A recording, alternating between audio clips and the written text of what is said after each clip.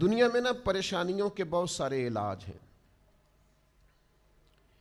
کوئی شخص بے سکون ہو جائے تو اس کے کئی سارے علاج لوگ بتاتے ہیں، بہت ساری ادویات نفسیات کے ڈاکٹر بتائیں گے، آپ کسی صوفی سے، درویش سے، عالم سے ملیں گے، وہ وظیفہ بتلائے گا۔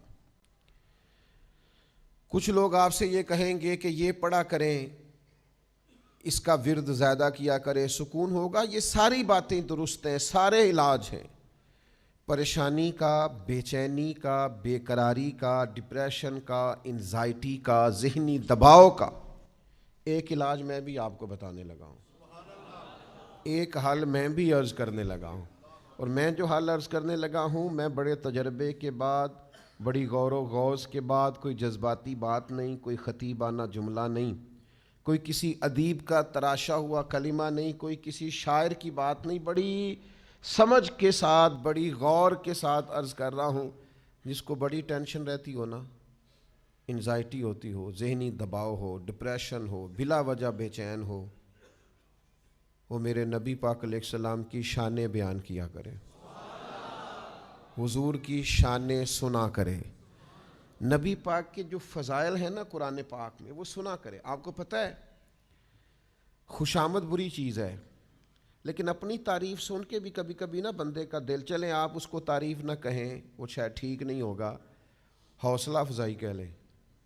اگر کوئی آپ کی حوصلہ افزائی کرے، کسی اچھے کام میں تعریف کرے تو دل ٹھنڈا ہوتا ہے نا۔ کوئی شخص آپ سے کہے کہ میاں یہ تم نے بڑا اچھا کیا تو سکون ہوتا ہے۔ کوئی آپ کے لائے ہوئے تحفے کو، اس کا خیر مقدم اچھے طریقے سے کرے تو طبیعت میں قرار آتا ہے۔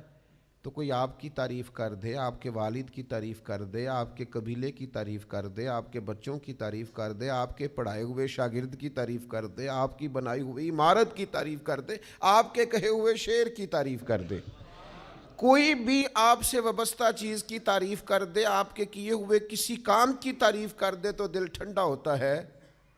تو میرے بھائی، ان سب سے کچھ بھی دل ٹھنڈا نہیں ہوتا۔ اصل تو دل ٹھنڈا ہوتا ہے جب کوئی مدینے والے محبوب کی تعریف کرتا ہے، جب کوئی حضور کا ذکر کرتا ہے، جب کوئی نبی پاک کی نعت کہتا ہے، جب کوئی حضور کا ذکر کرتا ہے۔ سرور کہوں کہ مالک و مولا کہوں تجھے، باغ خلیل کا گلے زیبا کہوں تجھے، لیکن رضا نے ختم سخن اس پہ کر دیا، خالق کا بندہ خلق کا آقا کہوں تجھے۔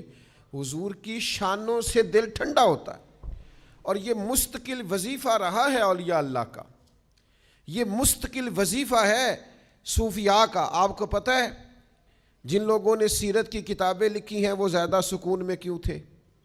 جنہوں نے زندگیاں لگا دی ہیں حضور کی تعریف میں، ان کے کلیجے زیادہ ٹھنڈے کیوں تھے؟